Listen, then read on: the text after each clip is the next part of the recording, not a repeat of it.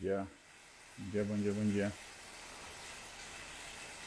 Bom dia, vamos começar com perguntas já. Fabinho, carboidrato no treino de musculação, importância. Bom, carboidrato é importante como uma fonte de energia, né? Uma fonte de energia rápida, se a gente for comparado com gordura. E é uma fonte de energia preferencial, que a gente queima glicose, né? Ah, mas tem a beta-oxidação, ácido palmítico, ácido esteárico. Tem também, mas carboidrato é uma via preferencial. Agora, por que carboidrato é tão importante na musculação? Bom, carboidrato é importante na musculação porque o principal substrato energético que você usa quando você faz musculação, ele é derivado, né, do carboidrato que você come na sua dieta, que é o glicogênio. Então, acho que eu já falei isso para vocês, né? Uma das coisas que eu aprendi com o Tácito, que a gente fica cismado, glicose, glicose, glicose, glicose. E, na verdade, o músculo ele queima glicogênio. E o glicogênio não é um tecido tão fácil assim de a gente entender, por quê? Primeiro ele tem que ser formado, né? Segundo que ele tem 2 estoques de local preferencial. Terceiro, porque músculo não queima glicose, músculo queima glicogênio, né? Ele tem o glicogênio dele. Bom, então em primeiro lugar, onde a gente tem glicogênio? Músculo, fígado e rins, tá? Mas os rins, né, tem uma participação muito pequena aí na manutenção da glicemia por conta do glicogênio. E deixando o principal para o fígado e para o músculo. Tá? E isso influi também no momento que você consome esse carboidrato, sabe, Fabinho? Porque muita gente fala assim, eu faço uma dieta quase cetogênica, eu só consumo carboidrato pré-treino. Então esse carboidrato não está funcionando muito bem, porque para você fazer glicogênio você precisa de pelo menos 4 horas. Então a refeição pré-treino ela acontece no mínimo 4 horas antes do treino. E eu vejo muita gente fazer refeição pré-treino tipo, colado no treino, meia hora antes, 1 hora antes. Essa refeição só enche sua barriga, o seu músculo não. O que acaba acontecendo é que essa refeição pré-treino que o pessoal faz, ela acaba atuando num momento muito importante, que é o pós-treino, onde a recuperação muscular ela começa pela ressíntese de glicogênio. Então, o sujeito mira no que viu, acerta no que não viu. E basicamente, isso ajuda um pouquinho, né? Porque quando você favorece a ressíntese, né? Então você tem uma recuperação muscular melhorada. Então cetogênese não combina bioquimicamente com musculação.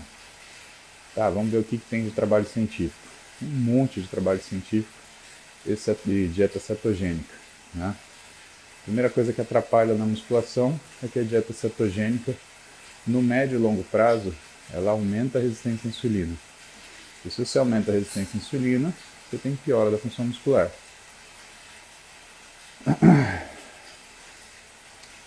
E como você não tem glicogênio à disposição, se você fala dieta cetogênica mesmo, né? Porque também não é uma coisa muito fácil entrar em cetose, né? É um negócio mais complicado. Então, quando se fala de dieta cetogênica, né? Os estudos que tem sobre isso e o endurance, ele é determinante de que a dieta cetogênica, ela piora o pico de potência, piora a resistência à fadiga e piora o endurance. Né? Mas eu me sinto mais, eu sinto que eu gasto mais, eu me sinto mais cansado. E sentir-se cansado não quer dizer que você treinou bem, né? Muito pelo contrário. Quer dizer que provavelmente você treinou bem mal. Né? Você cansou antes de atingir o seu limiar. É a mesma coisa que falar assim, eu estudei tanto que eu tô com sono. Né? Só que na noite anterior você foi pra balada, você se arrebentou, você acordou daquele jeito, aí você ficou 1 horinha e meia sentada no livro, Ai, já tô cansado de estudar. Não, você tá cansado da noite anterior, né? Estudar não te cansou nada. Você precisa de descanso, você precisa de recuperação, né? Não é o estudo. É que a gente tem essa tendência, né? A gente gosta de atribuir aquilo que a gente está sentindo àquilo que mais nos convém. Não façam isso nunca, tá? Isso é o prenúncio do fracasso. Então, carboidrato e musculação é assim, uma relação íntima por conta do glicogênio. É isso que faz diferença. Gabriel Sucuri. E aí, Gabriel Sucuri? Pegou esse apelido, né? Vou fazer um post da dieta do Sucuri. Gabriel tá com problema de dormir, Gabriel. Zolpidem causa alguma mudança impactante? Ele atrapalha na hipertrofia ou algo do tipo? Então, Gabriel, o Zolpidem ele foge um pouquinho daquilo que é o, o tradicional, as tradicionais drogas de indução do sono, né? Porque ele não é um benzodiazepínico, ele é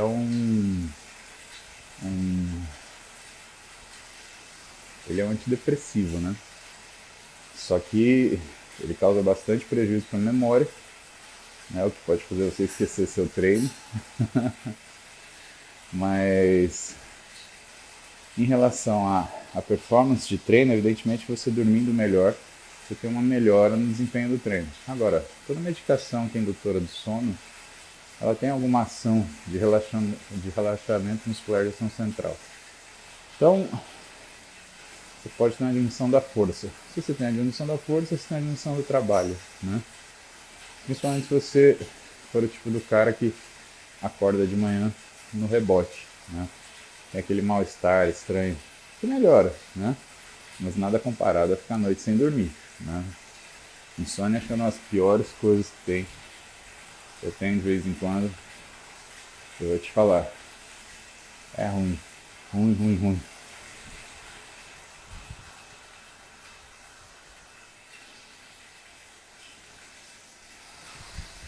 Grande bravo BJJ. E aí, parceiro? De novo por aqui? Muito bom. Como melhorar a recuperação em sono? Bom, a primeira coisa que a gente faz é estratégia nutricional, né? Quando a gente tem a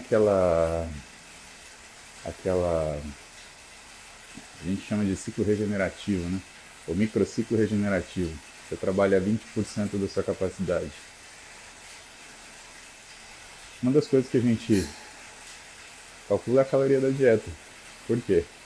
Às vezes você não precisa trabalhar 20% do seu trabalho se você aumentar a quantidade do consumo energético. Então, quando você aumenta o consumo energético, você faz uma compensação. Mas detalhe, viu? Não é uma questão de você aumentar, por exemplo, proteína. A proteína ela não tem um papel. Uma vez que você atinge a, a taxa proposta, aumentar isso não vai aumentar a sua velocidade de recuperação. O que vai acontecer é, se você cortar a proteína, você perde velocidade de recuperação. Mas o que vai aumentar é a energia. Então você tem que recalcular carboidrato. Para você que é da luta, provavelmente já viu um monte de cara fazendo estratégia mirabolante para perder peso. Sauna, correr em jejum enrolado em plástico, né, essas coisas. E a questão é que você vê a situação que esse pessoal fica porque corta a alimentação. E a velocidade de recuperação cai drasticamente, né? Tanto que uma das coisas que vai embora com o peso é a força, é o desempenho. E a musculatura ela sofre demais. E é importante se programar, né? Quando eu lutava, eu lutei jiu-jitsu, 12 anos. Competia pela faculdade. Aí quando eu me formei, eu tive que abandonar. Mas estou num projeto de voltar. Não dá, né? A maldição da faixa roxa. Eu fiquei 4 anos na faixa roxa, eu preciso me graduar, né? Puta falta de vergonha na cara. Mas quando eu lutava, as pesagens eram logo antes das lutas. Então, fazer estratégia para perder peso, eu sempre lutava na categoria que meu peso ficava. E eu ficava sempre na pesadíssima, né? Então, não adiantava. Você vai lutar cansado só para o teu peso bater, não faz muito sentido. Eu lutava inteiro, pegava uns caras que, que eram mais pesados que eu, pegava, mas a maioria que tinha o meu peso era mais pesado que eu, era por gordura, né? Não era por músculo. Então, também tinha essa vantagem, né? Uma coisa é você lutar com um cara 90 quilos duro, outra coisa é você lutar com um cara de 120, mas é 30 quilos a mais, mas mole, né? E banha dói, né? Você sabe que banha dói. E no jiu-jitsu é importante saber disso. Nem toda chave é articulação, tem uma chave de pele também. Quero que você aperta o mulambo, já dá aquela estressada. Anota aí essa. Além de banha não ter calendário, banha dói. Então, meu, nunca faça isso. E muitas vezes o que você pode fazer uma restrição programada uns 5 dias antes e no dia anterior você fazer um refeeding. Normalmente quando você faz isso, você faz uma aceleração brusca do seu metabolismo e você perde de peso, né? Um cara que é muito assim é o Balestrin, né? Quando ele faz refeeding, o peso dele despenca. É impressionante. Eu já vi o Júlio comer macarrão à bolonhesa antes de competição e o peso dele cair. É impressionante. A creatina ajuda a manter massa muscular. Qual o melhor momento do dia para consumir?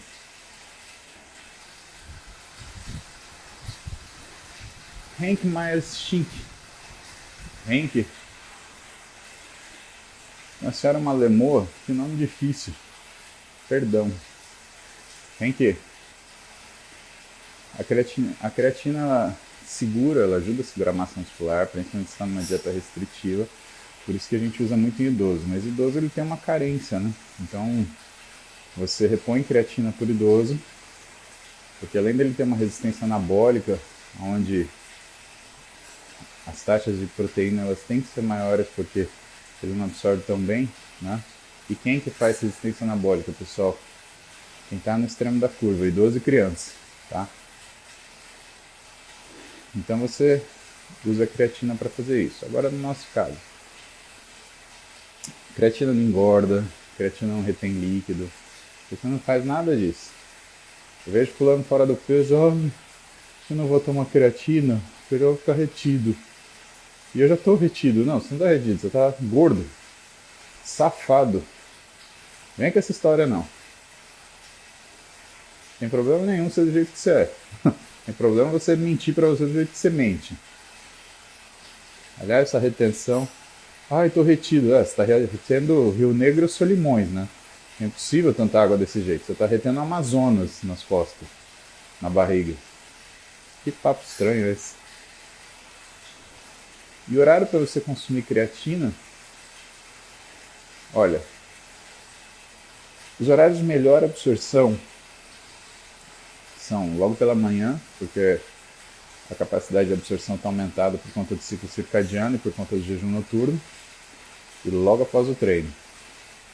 O segredo da creatina é que ela é melhor absorvida em meios de alta insulina, tá? E assim, eu tomo com alguma coisa doce, eu como carboidrato, eu bebo com um líquido que tem carboidrato. Não é assim. Porque se você beber com líquido que tem carboidrato, você faz um pico de insulina, não uma sustentação. Você precisa de um tempo, né? Então, uma das melhores coisas para você consumir insulina, você consumir creatina, é o whey protein, porque ele é insulinotrópico. Então, essa combinação whey protein e creatina, ela é muito vantajosa para a creatina, porque o whey, por ser insulinotrópico, ele vai arrastar a creatina para dentro da célula, né? E eu gosto de tomar como se fosse remédio. Eu tomo 4 gramas de manhã, tomo 4 gramas depois do almoço, tomo mais 4 gramas depois do treino à noite, depois que eu comi. E sempre depois das refeições. Eu tomo uma média de 12 gramas de creatina por dia, né? Ai, não é muito? Não. Um monte de trabalho mostrando que você pode tomar 5 gramas de creatina indefinidamente, não tem nada para o rim. E tem alguns trabalhos mostrando que 20 gramas de creatina em 6 semanas mudaram absolutamente nada de função renal, tá? Então a dica que eu dou para você, ou toma junto com whey, mas não mistura no whey não, que fica odioso, né? Toma creatina ou em cápsula, ou faz um shotzinho separado e manda. Porque senão você estraga o whey, você não consegue beber até o final. Não sei porquê. Até de lembrar me dá treco. Ai, ai. E toma ele depois de refeição, né? Sendo que uma dessas refeições você pode colocar depois do treino. Essa é a melhor forma de se tomar. Vamos ver o que mais. É verdade, com whey parece areia.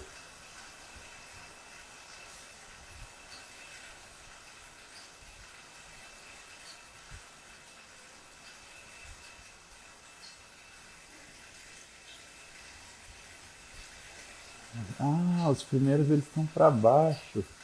Não, não estão não. Disse não, 15 minutos, 16 minutos. Ah, que coisa. Ele é aleatório esse programa. Ele vai jogando. Vou colocar o primeiro de baixo aqui. 12 minutos que o Pedro perguntou. E aí, Pedro? Mestre, treinar de manhã em jejum dá resultado? Alguma dica ou estratégia? De nada, Pedro. Cara, treinar. Algum resultado sempre dá, né?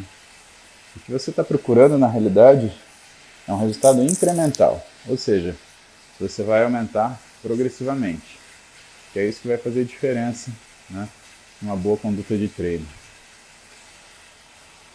E assim, o problema de você treinar de manhã é que tua força não está na melhor condição, né? Você tem uma de manhã fisiologicamente tua força ela está menos recrutável, vamos dizer assim. Você pode contar menos com ela.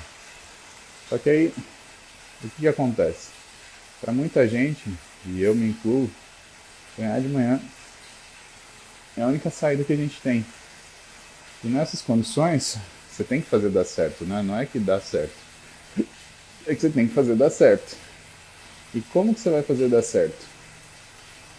Pois bem,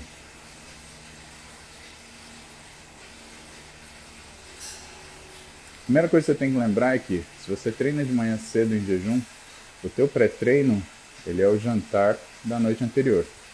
Vou treinar segunda cedo, o teu pré-treino é domingo à noite. E assim, o pré-treino é uma refeição que você não pode errar. Porque se você comer porcaria, você não vai formar glicogênio. Então não adianta comer pizza, bolo, não. Bolo é carboidrato, né? Mas você vai bagunçar tanto com a sua glicemia que é capaz de fazer uma hipoglicemia noturna. Não recomendo. Mas você tem que ter um carboidrato bom, né? Que te forme bastante glicogênio, que não mexa muito com a sua glicemia, que não te bagunce a parte metabólica. E aí a coisa funciona. Se dá para ter resultado? Dá, uma boa. Né? É claro, é aquilo que eu te falei. O resultado ele tem que ser incremental para ser interessante. Né? Mas para ele ser incremental, você tem que fazer disso uma rotina. O que é difícil é você se habituar a treinar de manhã. Né? E existe um delay, existe um tempo que demora para aquele teu corpo ele, entre aspas, aceitar essa modificação. Isso é muito variável. Né? Isso pode variar desde aquilo que demora teu corpo se ajustar com a nova dieta, que é mais ou menos 3 semanas, até o tempo que demora teu corpo se ajustar com o treino, né? E chegar no máximo da capacidade hipertrófica entre 8 a 12 semanas. Uma média de 10 semanas. Então não pensa que você vai treinar essa semana, vai começar essa semana de manhã e que você vai manter o mesmo patamar que você está mantendo. Você não vai, né? Você vai ter que fazer uma série de ajustes, principalmente porque se você tiver uma perda de força sensível, o que vai acontecer é que você vai ter que fazer compensações para você manter a mesma quantidade de trabalho. E é isso que é mais difícil, né? Essa que é a parte difícil. Como você faz essas compensações? E aí entram as técnicas de intensificação. Né? Aí entra você fazer cluster set, rest pause, né? Coisas desse gênero. Vamos ver o que mais. É muito aleatório esse, como ele organiza as perguntas, né, meu? Que caca. Um monte de coisa escrita. Prosário. Concentrar calorias mais cedo do dia para melhorar a sensibilidade à insulina vale a pena, mesmo treinando à noite? Sim, vale a pena. Vale a pena por quê? Seu ritmo circadiano normal. Né? Então, quando você faz isso daí, você obedece uma função natural do seu organismo. Você tem que pensar, Prosário, que não é o que você come antes do treino, é o que você come o dia inteiro. Né? Pensa que o treino ele vai fazer você se programar, vai pelo menos 4 horas antes até 6 horas depois. 4 horas assim, é o limite do limite do limite. Né? E 6 horas também. Então vamos colocar 6 horas antes, 6 horas depois. Então de 24 horas, 12 horas são os momentos onde você jamais pode errar na sua dieta em relação ao seu treinamento. Portanto, as suas refeições mais importantes, vamos colocar 2 refeições antes, 2 refeições depois. Você já tem 4 refeições no dia já que estão alavancadas exclusivamente para o treinamento. Dependendo de quantas horas você ficar acordado, quantas refeições mais sobra para você fazer, que você tem alguma mobilidade. 2 no máximo. Se for fazer 6 refeições por dia, comer a cada 3 horas, isso vai te tomar 18 horas do dia. Pensando que você vai dormir 6, né? Então,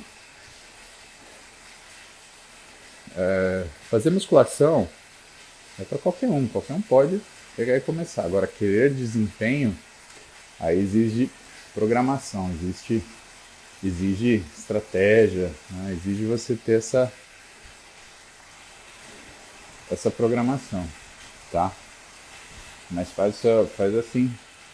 Linda Morgan, a mulher que estudou isso em 2011, ela vai mandar um joinha para você. Melo, sou ectomorfo, tenho grande dificuldade para ganhar massa muscular. Poderia indicar algo para ganhos? Sim, treine mais. Melo, a maioria das pessoas que fala para mim que é ectomorfo tem dificuldade de ganhar massa muscular treina um pouco. Então o problema não é você ser ectomorfo, tá? Um ectomorfo, um endomorfo, um mesomorfo, eles ganham massa muscular mais ou menos na mesma proporção. O que difere é o quanto eles perdem, né?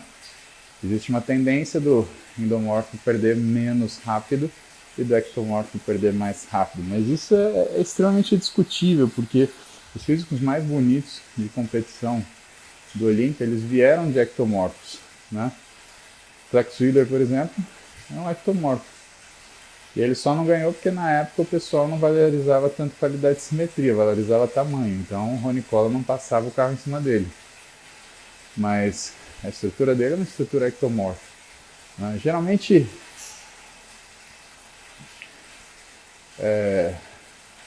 ai gente, que confusão esse negócio de jeito da gente falar. Não pode falar negro, falar preto, mas a gente não está acostumado. Aff, Maria, que chatice que o mundo tá. Então vamos falar o correto, né? Por mais estranho que soe. Se você for ver preto, os caras eles têm um físico que é completamente diferente, né? Ele é um físico mais acinturado, ele tem os pacotes musculares com mais roundness, né? Ele mais arredondado, né? E assim, é um físico muito difícil de você bater, porque ele já é estruturalmente mais estético, né? Então você olha o físico de um afrodescendente, como eu odeio politicamente correto. Eu odeio isso. Mas tá bom, você olha o físico de uma população africana, o que você vê? Você vê que a harmonia física dos caras é muito diferente, né?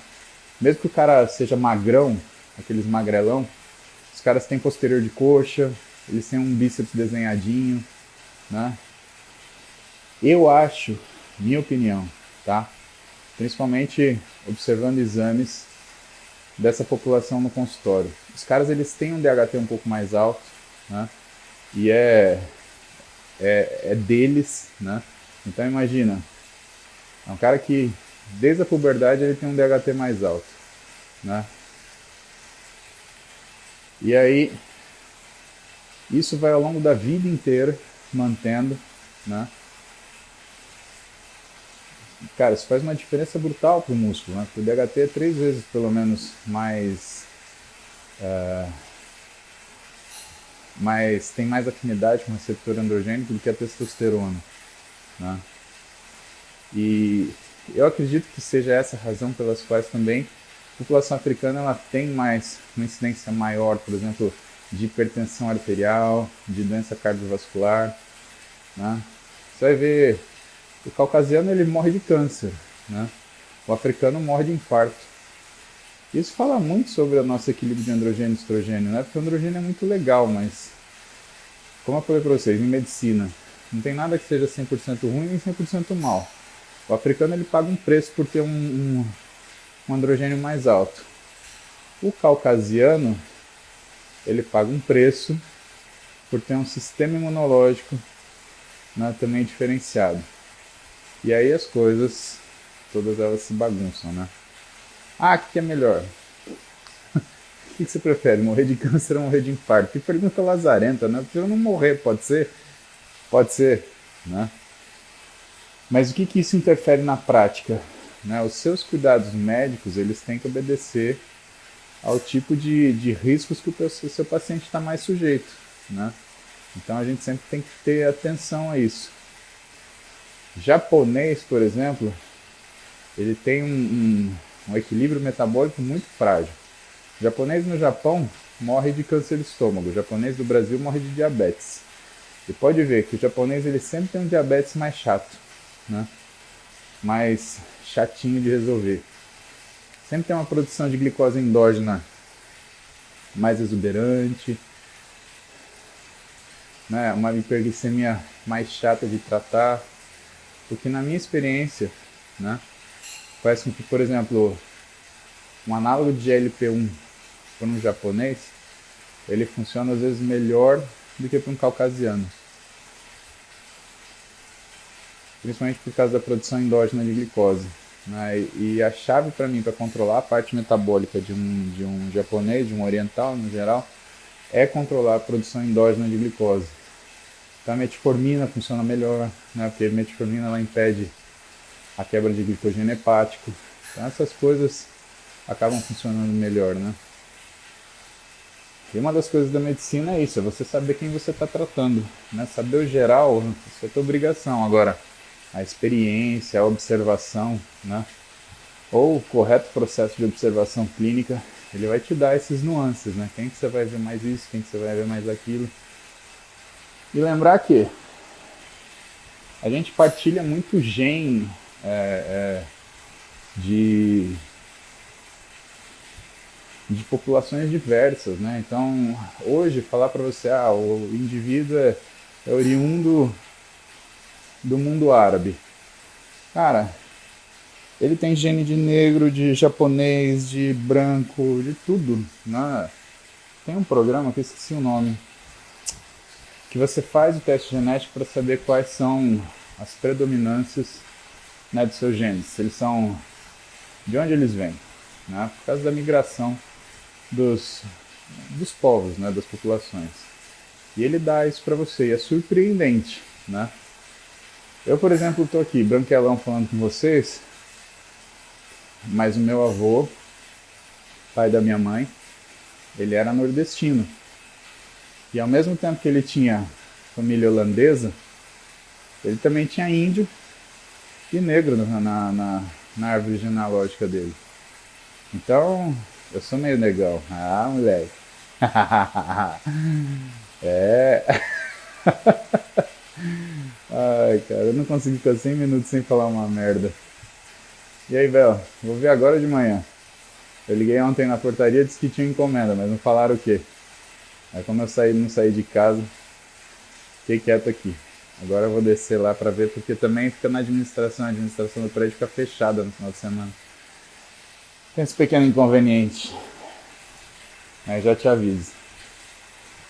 Paulo, mas é negão, moleque. Ah, moleque. A Roberta passa bem. O que interessa? Sei lá o que eu tava falando, até esqueci. Maria Eduarda Ferro. LC versus SOP versus emagrecimento. Você me falar o que é LC. SOP, síndrome de ovário policístico, emagrecimento. Eduarda, põe aí, o que é esse LC aí? Tem muita sigla na minha vida. Tem tudo que é LC. Bom, síndrome de ovário policístico, tá? Síndrome de ovário policístico, emagrecimento. Então você tem que ver qual é a forma da síndrome de ovário policístico que você tem, né? Ah, low carb. Será que é isso? Tá, pode ser. Então vamos pensar que é low carb, tá? Você olha ali e você fala, porra, leucemia, o que tem a ver com isso? Caralho, é isso. Bom, síndrome de ovário policístico, você tem que entender que ela expressa três formas diferentes de comportamento. Um comportamento hiperandrogênico, né? Onde você tem um aumento do pool de androgênios, então não só de testosterona. Não espera que você vai ver uma mulher com 150 de testosterona por causa de SOP, porque você não vai ver. Se ela tiver 150 de testosterona, provavelmente ela tem um adenoma de adrenal, né? Produtor de androgênios. Eu falei isso na aula no sábado, hein? Aonde que é a produção de androgênios na adrenal? Vocês têm que saber isso. Zona reticulada. Então, pelo amor de Deus. Falamos isso até cansar. Aonde que produz catecolamina? Onde que produz substância P? Isso, na medular. Vamos que vamos. Mas então, SOP ele tem ou uma fase de excesso de androgênio, ou uma fase de piora da resistência periférica à insulina, ou os dois juntos, né? Que é uma das coisas que causa infertilidade. Ou vira uma síndrome metabólica e a pessoa tem ganho de peso, aumento de pelos pelo corpo, hirsutismo, né? Distribuição de gordura de maneira centrípeta, né? Então, você falar de SOP, Duda, é muito genérico, né? Porque nenhum SOP é igual ao outro, tá? Eu tenho uma paciente, por exemplo, que tem síndrome de ovário policístico e ela tem um físico fenomenal, só que a manifestação que ela tem é praticamente derivada de um excesso de androgênio, mas que como ela treina muito forte, está bem controlado, então o que acontece? Ela tem retenção de líquido, ela tem sensação de cansaço, né? Então o dela é esse. Eu tenho uma outra paciente, por exemplo, que está bem acima do peso, ela pesa 120 quilos, ela tem 1,60 m, então ela está bem fora do peso. E ela, a manifestação é super florida, ela tem tudo, ela tem uma alta reserva de gordura, ela tem resistência à insulina, ela tem aumento de androgênio, e ela estava querendo engravidar. Qual que é a dificuldade? Ela tem muita dificuldade de fazer dieta, né? Então ela tem resistência para procurar psicólogo, então ela quer fazer a coisa na marra. Eu já expliquei para ela que não funciona, mas eu cuido da parte metabólica dentro daquilo que ela me permite, né? Mas eu tenho certeza que, por exemplo, sem um psicólogo e provavelmente um psiquiatra vai ser difícil, porque ela chega a ser um transtorno alimentar. Quando a pessoa não consegue fazer uma coisa, né, é um transtorno, né? E aí, o que acontece é que você tem um conjunto total. Se você somar o low carb a isso, o que acontece? Bom, primeiro que não existe uma definição de low carb, né?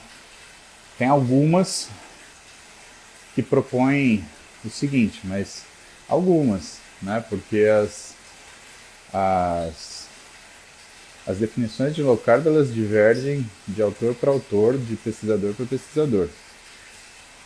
Então,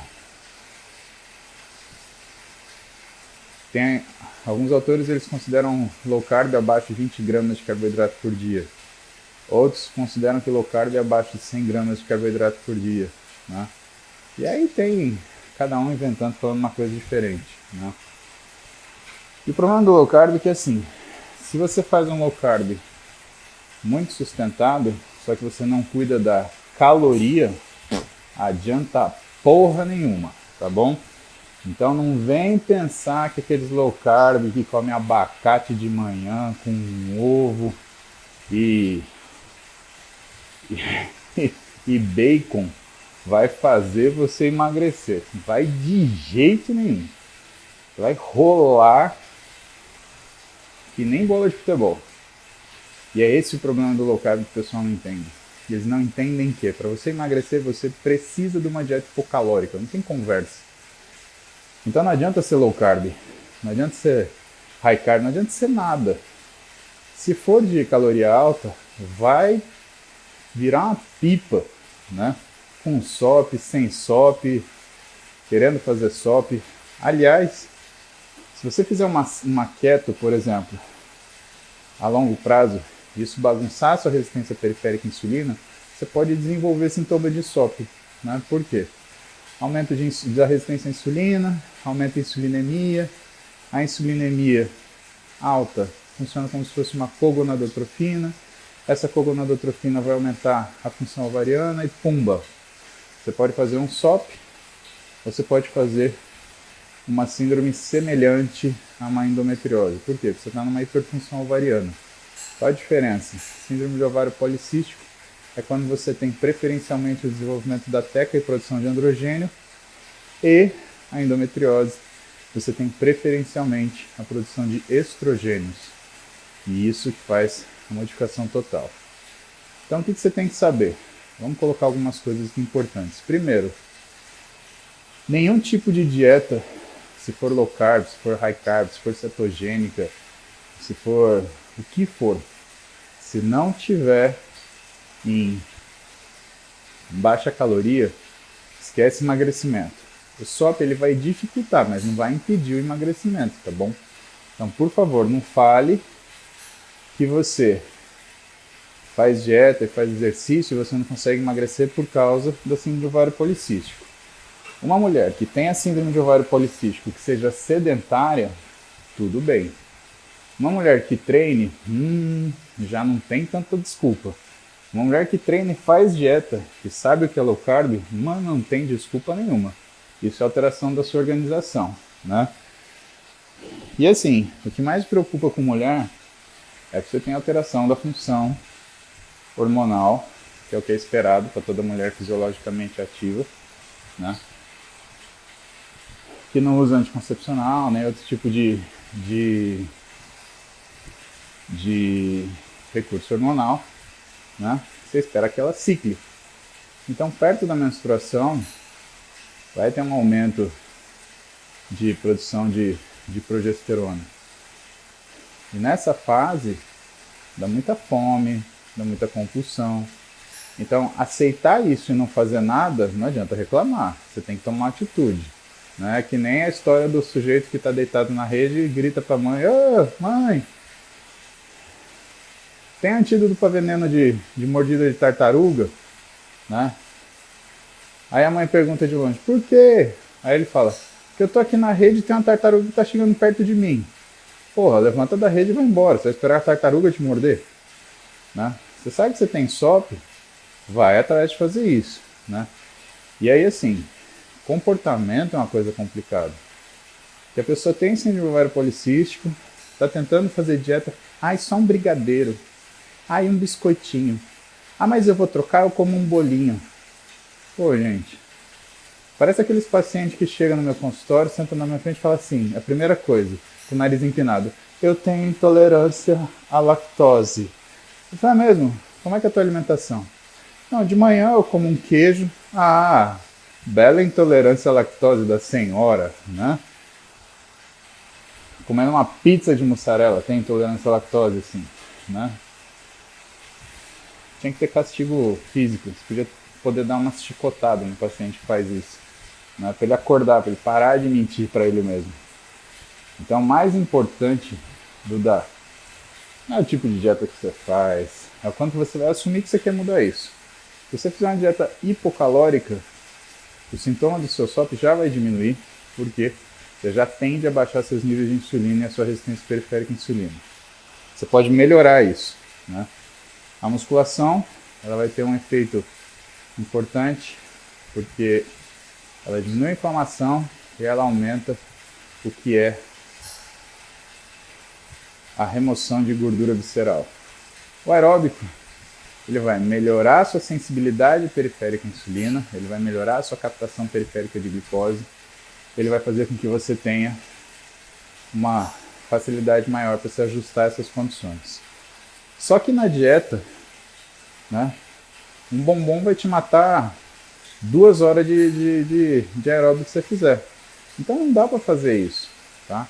Então, em primeiro lugar, sua dieta não tem que ser LC, HC, GC, VC, BB, o que for. Ela tem que ser hipocalórica. Depois, você escolhe a modalidade. Meu conselho, não faça low carb. Não faça low carb por quê? Uma dieta low carb, quando ela pega uma pessoa menos preparada, ela aumenta o risco de compulsão. Você não vai conseguir construir nenhum tipo de rotina alimentar se você tiver compulsiva. E se você ficar sustentando coisas que aumentam a sua chance de fazer compulsão ou que te causem compulsão com frequência, você vai fazer um transtorno alimentar, tá? E transtorno alimentar é doença, mata. Precisa de nutricionista, psicólogo e psiquiatra, precisa tomar remédio. Então, se você não quiser acabar tomando remédio, procura um nutricionista, faz uma dieta hipocalórica, faz um treino de verdade com o treinador. Quando você estiver no seu treino, deixe seu telefone de lado, não é hora de falar no WhatsApp. Ninguém tem nada tão urgente que não possa esperar meia horinha para falar com você, tá? A menos que você esteja igual a mim aqui fazendo um aeróbio essa hora e você está escutando eu falar esse monte de coisa. Aí pode, ajuda a passar o tempo, né? Mas fica assim, não se engane por siglas, porque se você não acertar o básico, a coisa não vai funcionar.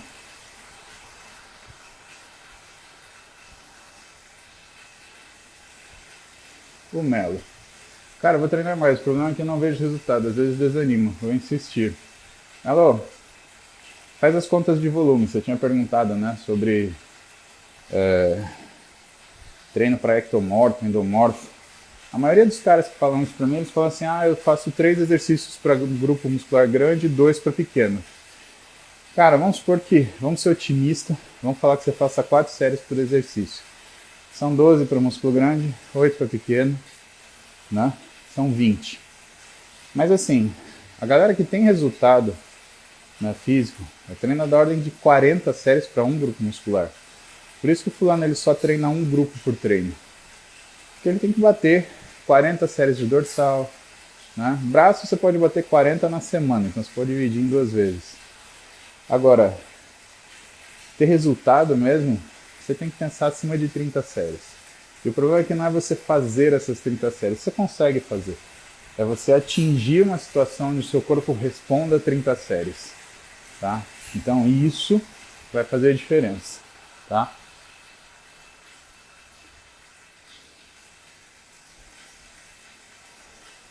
Melo, eu tinha que ser a população brasileira para conseguir fazer isso, cara. Ia gostar muito de treinar, mas... E assim, deixa eu te ser sincero uma coisa, eu não gosto de treinar com ninguém, cara. Porque pra mim o treino é muito sério. Então quando é o meu treino, é o meu treino. Né? Eu não gosto de treinar com ninguém, me atrapalha, me desconcentra. Pergunta pros meus treinadores, vai, segue o Felipe Fonseca lá, que é meu treinador e treinador do Felipe Franco. Você vai ver que a gente não troca ideia, não tem ideia. Então assim, eu treino com você, vejo você treinar, te dou umas dicas, mas cara, treinar comigo não rola. Não rola mesmo. Parece que é coisa de cuzão, né? Ah, música cuzão. Não, não é, cara. É que o treino é meu treino. Não tem jeito. Eu tenho que fazer o que é melhor pra mim nessa hora. Se eu não cuidar de prestar atenção no que eu tô fazendo, me atrapalha muito, aumenta o meu tempo de treino, aí eu começo a ficar cansado, aí um treino meu que era pra durar 1h30, começa a durar 2h30. Eu não sou de trocar ideia, não... Pipipipipipipi, puta. Eu fico puto da vida, porque às vezes eu tô treinando e tem gente treinando junto, o cara vem, me chama e quer conversar. Meu, trocar uma ideinha é 20 minutos. Você desaqueceu, você tá começando de novo. Nossa, isso me deixa possesso. Não troca, não vem trocar ideia comigo. Essa hora não tem... O que você precisa falar vai demorar mais de 1 minuto? Não me procura. Senão vai me atrapalhar. Então, isso é uma das coisas que eu aprendi com o tempo. Que, meu, a gente... Aquilo que é nosso íntimo, ele tem que ser respeitado. Então, eu não saio do meu curso. Por nada, nada, nada, nada, nada. O que você está falando para mim é a mesma coisa. Paulo, um dia vamos sair, vamos no puteiro, eu e você? É a mesma coisa. Cara, sou casado, velho. Né? Tá ligado? Então, falou, vamos comer uma pizza? Pô, velho. Essas coisas, meu. Tá? E tô te falando isso porque em algum momento você vai chamar alguém pra treinar, você quer treinar junto e tal. Mas a pessoa vai te dar uma negativa e você vai falar assim, pô, essa pessoa é mó xarope. Não é, meu, é que a gente treina há tanto tempo que se for pra treinar, vamos treinar de verdade. Não dá pra treinar 60%, 80%. 80 não é 100, você tem que treinar 100. E aquela hora você tem que se cuidar, tá? Adote esse princípio também. Eu tenho certeza que você fica respondendo no WhatsApp do cara te chamando, ai, Melo, tô precisando de tal coisa. Aí você para o seu treino, aí você vai achar o contato do Zezinho que o maluco te pediu, daquela oficina, borracharia, ou então aquele arquivo que você passou para ele e o Lazarento perdeu. Cara, não faça isso. Não atrapalhe seu treino. Por nada nesse mundo. Você tem uma chance de fazer a coisa certa. Se você faz errado, você perdeu o dia. Treino é foda por causa disso. E o pessoal não sabe treinar por uma série de razões. Uma das razões é isso. É que ele não entende que se você perder o foco daquilo ali, você perdeu o treino. Não é que você tem que fazer, por exemplo, outra coisa, que é uma questão de mindset, né? Não é que você tem que fazer 12 repetições, por exemplo. É que você só tem 12 repetições para estressar seu músculo naquela série. Então, quando você faz aquelas 12 repetições e falta, você falhou. Aquela série você joga no lixo, não conta. Por quê? Você fez rápido, ou você balançou e ajudou com inércia, né?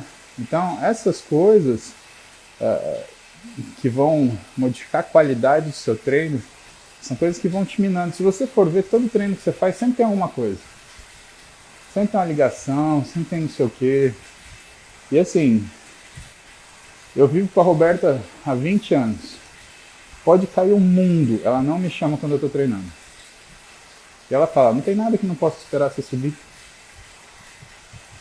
Bom, se minha mulher faz isso e não é uma aficionada em fitness, mas é uma aficionada em mim, e ela me respeita nesse sentido, cara, é porque isso é uma coisa que você tem que fazer pra você também, tá? Desculpa, bro.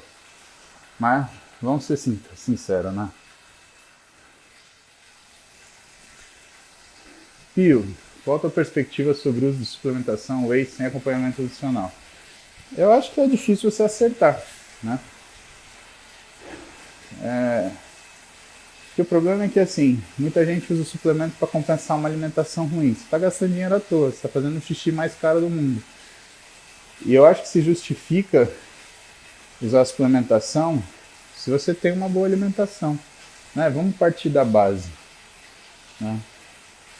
Você constrói um avião para voar. Aí você começa a discutir se tem TV dentro, mas você não botou turbina nele. Oh, pera lá. Que diferença faz a TV se esse avião não está voando? Não tem jeito. Então, é esse que é o X. Humberto. Café preto quebra jejum para fazer exame de sangue? Ó, Humberto. Dependendo da quantidade, sim, por quê? Porque o café preto tem cafeína. A cafeína, ela vai funcionar como um beta-3 agonista e ela vai mobilizar a gordura. O que vai acontecer? Sua glicemia vai dar diferente. Você provavelmente vai ter uma hiperglicemia. Dependendo do tempo que você demorar entre o café e a coleta do exame, você vai fazer uma hiperglicemia e vai fazer uma hipoglicemia de rebote. E aí bagunça tudo. Eu gosto de pedir para o meu paciente jejum de 3 a 4 horas. Uma série de razões para isso. Isso é uma aula que eu dou para médicos. Tá? Mas de uma forma geral. Por quê? Porque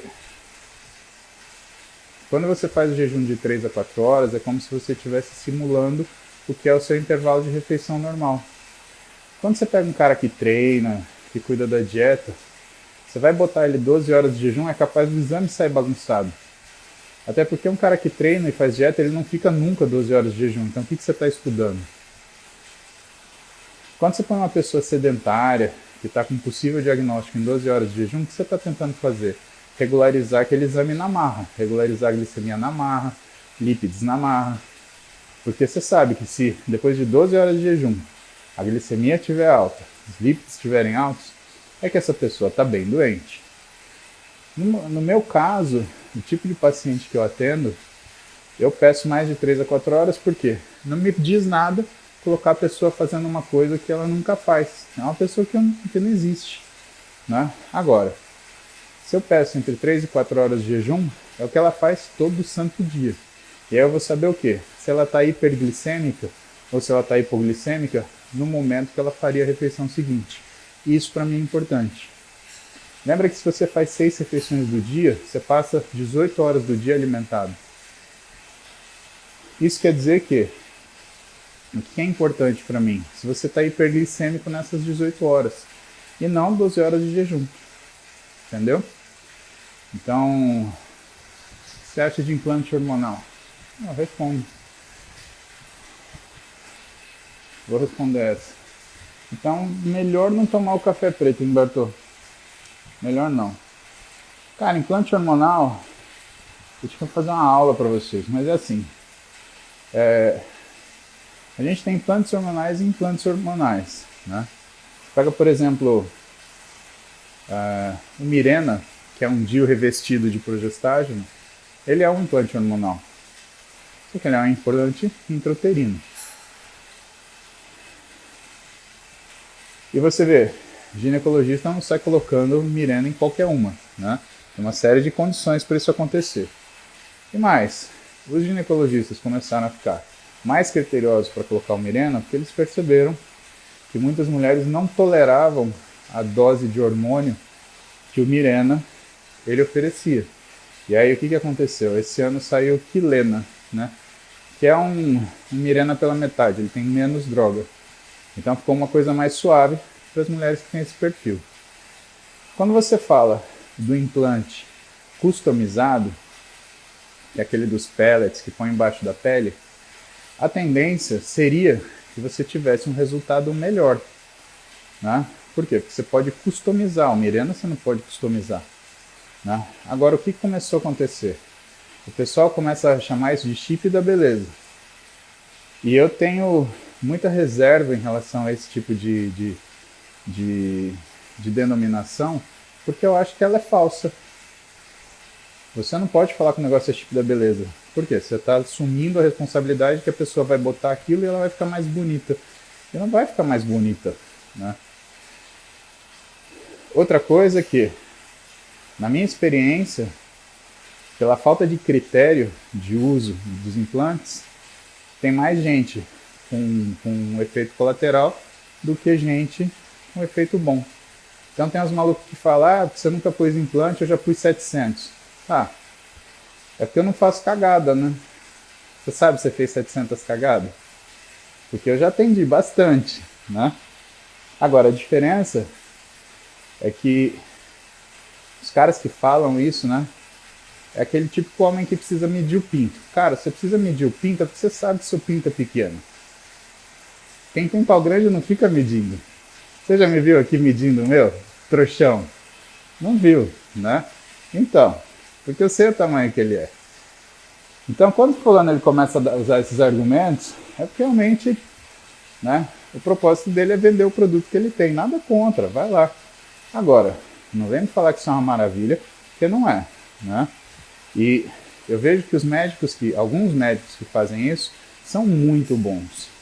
Mas eles modulam os implantes de acordo com os exames do paciente. Tem médico que nem exame pede. Como assim? Isso é evidente?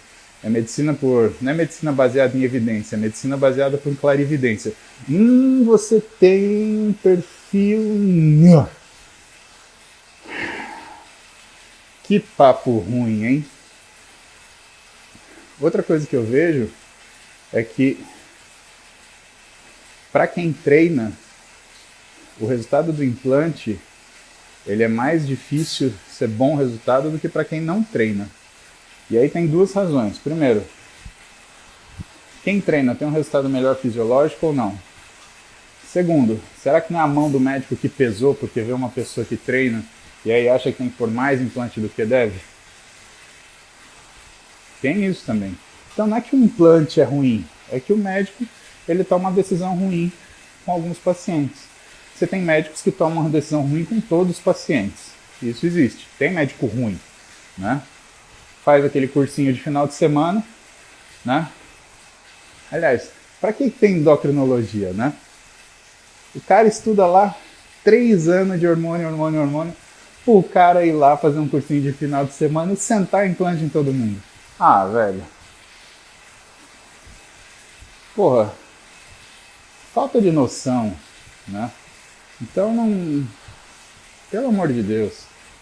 E aí o que eu vejo é isso. Médicos e médicos, como sempre, a medicina sempre foi assim, médicos e médicos. Tem cara que vai usar a ferramenta do jeito certo, tem um cara que vai usar a ferramenta do jeito errado, né?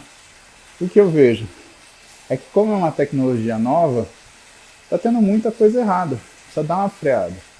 Agora, se fosse muita coisa errada, mas tentando acertar, eu vejo muito cara fazendo coisa errada que ele está tentando vender. Aí ele quer empurrar para todo mundo, implante para homem, implante para mulher. Daqui a pouco vai ter homem menstruando e mulher fazendo a barba. Mulher fazendo a barba já tem, tá? Então, o que eu acho de implante? Eu acho como tecnologia sensacional, né? O que você mais quer do que uma coisa que você não precisa ficar espetando, passando, esfregando, tomando? Alguma coisa que seja estável, né? O implante consegue fazer isso. Agora, do jeito que os caras indicam, do jeito que eles não tratam o paciente deles que tem efeito colateral, né? Claro que tem paciente que não vai atrás do cara porque perde a confiança. O cara cagou, não vai levar para o cara consertar. Agora, tem médico que não responde. Né? Eu tenho o caso de uma paciente que veio para mim por causa disso. Ela foi, colocou o implante XYZ lá, gestrinona, testosterona e estradiol.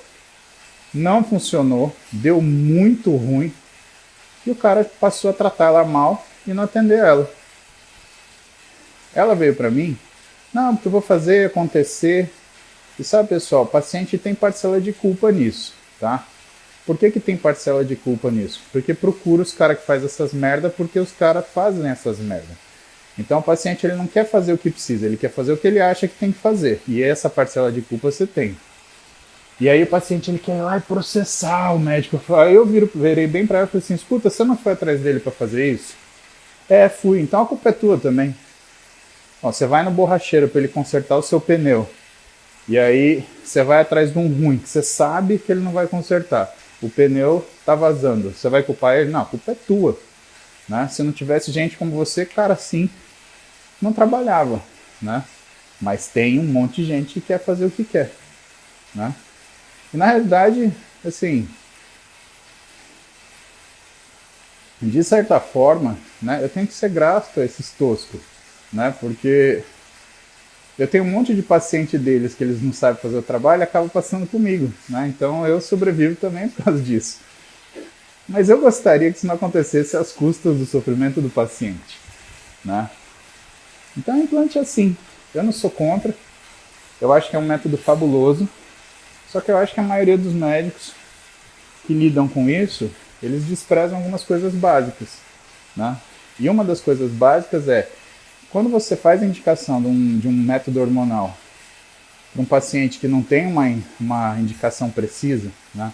Ou seja, não é uma mulher que tem uma dismenorreia grave, não é uma mulher que tem uma endometriose, né? Você fica num limiar muito delicado, porque aquilo que é indicado para uma mulher que tem uma doença não é o que é indicado para uma mulher que não tem uma doença. E o grande problema é que o que você precisaria nessa hora? Você precisaria da possibilidade de titulação. O que é titulação? Achar a melhor dose para a melhor resposta. Só que o implante, meu amigo, depois que você colocou, para você tirar é praticamente uma cirurgia. Mas o problema não é esse, né? Eu já tive paciente que chegou para mim e falou assim, eu preciso que você me trate, mas eu não vou tirar isso. Falei, por quê? Porque eu gastei 12 mil reais. Tá bom, legal, né? Então você está me falando que você comprou uma torradeira, que você enfiou a mão dentro, você está queimando a sua mão, mas você não quer que eu desmonte a torradeira para deixar de fritar a sua mão porque ela foi cara. Né? Você quer que eu assopre. É a vontade do paciente. Né? Tudo bem. A gente vai pelos próximos 12 meses tratar efeito colateral. Seu físico vai continuar piorando. Eu estou avisando desde já, vai continuar piorando. Não vai ter jeito de você fazer a recuperação daquele físico que você gostaria. Não agora. Por quê? Porque todo o teu recurso vai estar brigando contra o efeito colateral da droga que você está usando. Quando passar esse efeito, né, ou quando passar o período, a gente vai ter que ver o quê? Se tem efeito residual, você vai entrar numa fase de rebote. Por quê? Você estava com o hormônio lá em cima, você vai ficar com o hormônio lá embaixo. Né? E quanto mais tempo você usar, pior vai ser o efeito. Porque esteroide tem isso, não é só a intensidade dele e a dose, é o tempo que você usa. Por que eu sei disso? Por quê? Eu faço TPC de muito atleta que desenvolve infertilidade. E o que determina a dificuldade e o tempo da TPC, uma das coisas, é o tempo que ele usou esteroide. Então, na mesma coisa a mulher. Então pensa que, dependendo do tipo de implante que a mulher coloca, é um ciclo que ela está fazendo que dura 1 ano. Né? Então ela tira o sarro daquele garotão de academia que está lá, vive pendurado na deck dura, mas ela está fazendo a mesma coisa. E aí, fora isso, você tem os efeitos graves, né? Você tem aquela mulher que enche de acne para tudo que é lado, né? Fica com aquelas costas parecendo pele de jacaré, né? É o que eu atendo. Então, o médico que usa ou que recomenda esses implantes sem reserva, né?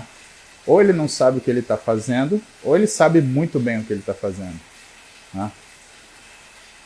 O Antônio Carlos Lopes, que é o presidente da Sociedade Brasileira de Clínica Médica, ele fala uma coisa muito sábia. Não existe problema de você usar este ou aquela medicação desde que você saiba tratar a consequência disso. Se der complicação, você sabe tratar a complicação? Então pode usar. Não sabe? Não se meta a fazer isso. Né? Agora, o que alguns profissionais fazem, que é enfiar um implante na pessoa e depois deixar ela se fuder, isso é errado. Né? Isso é moralmente errado, isso é eticamente errado, isso é profissionalmente errado. Né? Parece que a pessoa desenvolve uma doença contagiosa. Né? A caganite medikite. Né? Toda vez que o cara olha aquela paciente, ele percebe que ele cagou. E isso faz tão mal pro ego dele que ele abandona a paciente. E eu te falo isso porque boa parte dos pacientes que eu cuido, eles vêm desse jeito. E é chato, né? E é chato e a pessoa só começa a melhorar quando ela cai na real. E o que é cair na real? Que não tem atalho, né? Não tem como fazer você ter um aumento da velocidade de resposta de um método, né? O que você tem é coisas para fazer. E claro, cada pessoa tem tarefas para fazer. Quem tem uma função metabólica melhor tem mais facilidade. Quem tem uma função metabólica pior tem mais dificuldade. E assim sucessivamente, né? O que eu sou contra, pessoal, é a banalização do uso de hormônio. Isso eu sou terrivelmente contra. Né? Isso é uma criança lambendo uma faca.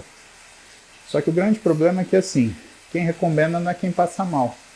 E todo mundo que está numa situação ruim daria qualquer coisa para voltar a ficar numa situação boa. Né? A pessoa não procurou o médico para aquilo. Então, eu acho que quando tiver uma tecnologia melhor de implante, né, e que se saiba trabalhar melhor com isso, quando você pegar cara que saiba muito trabalhar com isso, eu acho que talvez eu até vá atrás de conhecer um pouco mais. Mas o cara que mais entendia nisso no Brasil, a priori faleceu esse ano, né? Que era o... Ai, Coutinho. Como é que era o nome dele? Esqueci o nome. Mas faleceu com 90 anos esse ano, né? Tratou da minha mulher, um médico sensacional, um ginecologista, um doce de pessoa, educado, né? E assim, eu fui com a minha mulher, sentou com a minha mulher, explicou os exames para ela. Elcimar, isso, obrigado. Elcimar Coutinho. Esse cara era o cara que começou com isso no Brasil. Ele que trouxe esse negócio, né? Começou com a empresa lá, Eumeco. E ele fazia um bom trabalho. E ele deve ter tido as dificuldades dele, deve ter tido os maus resultados dele, mas sempre ele que tratou, né? Eu já atendia paciente dele, as pacientes dele estavam bem, mas também não tinha nenhum exagero em nada que ele prescrevia, né? Porque elas tinham o cartãozinho daquilo que elas tinham feito. E você via, prescrição de Elcimar é uma coisa, prescrição da galera de final de semana era outra, né? E o que começou a acontecer a partir daí é que teve essa banalização, né? E aí o que me chateou, chamar de chip da beleza. Cara, se fosse chip da beleza, ele ia ser imprescindível no fitness, né? Quantas atletas, né, que estão no fitness, vocês acham que usa esse implante? Hoje, como tem muito atleta, pode ser que tenha uma ou outra que use. Mas quantas vencedoras você acha que tem esse implante? Né? Quantos caras do fisiculturismo você vê implantarem implante de testosterona? E isso, pelo menos, né? Tem gente que fala que isso é uso estético, né? E se isso é um uso estético, né? Teoricamente, esse implante é tão bom assim, ele tinha que ser obrigatório nisso. É ou não é? Vocês entenderam onde eu quero chegar? Né? Se realmente fosse um chip da beleza, ele ia ser um item obrigatório em qualquer situação que demanda fitness, mas é o que eu falei para vocês. Eu tenho minhas dúvidas hoje, né? Quando eu pego uma menina que treina, que faz esses implantes, e dá errado, e dá mal, dá ruim, né? Será que é o implante ou será que é a mão do médico que pesou, né? Eu sou do partido que fala assim, a responsabilidade é totalmente do médico. Por quê? Porque se ele não tem domínio sobre uma coisa e ele resolve usar e tem um mau resultado, a responsabilidade é dele, ele que decidiu recomendar. Ou, se ele tem domínio, mas ele errou e ele não cuidou, a responsabilidade é dele também. Né? Gente, eu quero só que vocês ponderem, tá? Sempre que um paciente senta na minha frente, ele quer porque ele quer fazer uma coisa, né? Eu sento com ele e falo assim, você está pronto para encarar aquilo que vai acontecer depois que você fizer o que você quer? Né? Porque tudo tem prós e contras. Então você fala, mas você está sendo bobo que você está afastando o seu paciente. Não estou falando a verdade para ele. Ele tem que saber. Ninguém gosta de surpresa. Nasce uma pinta rosa no meio da testa do caboclo. Ô Paulo, que porra de pinta rosa é essa? Então, pode acontecer, é um caso em 1 milhão. Não, mas no meu caso é 100%, que aconteceu comigo. E aí, o que você vai fazer? Quando dá errado, né? Eu tenho uma aula assim. O que fazer quando tudo dá errado? E essa semana, é a semana do dia 9, né? Essa semana eu vou dar um seminário para um pessoal de Portugal, um webinar. Aliás, vocês podem assistir. Sobre TPC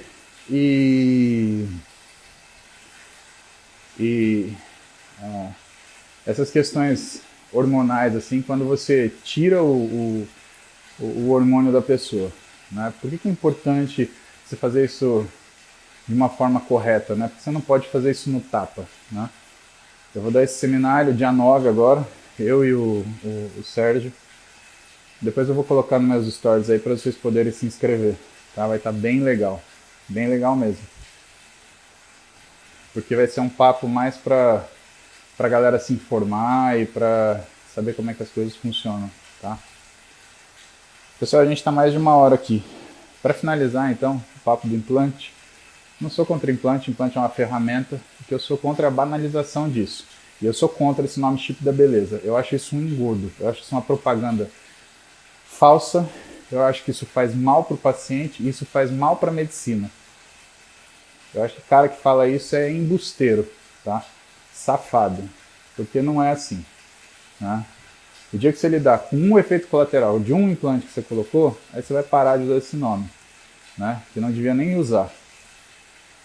Mas eu acredito que como ferramenta ela deve melhorar ao longo dos anos.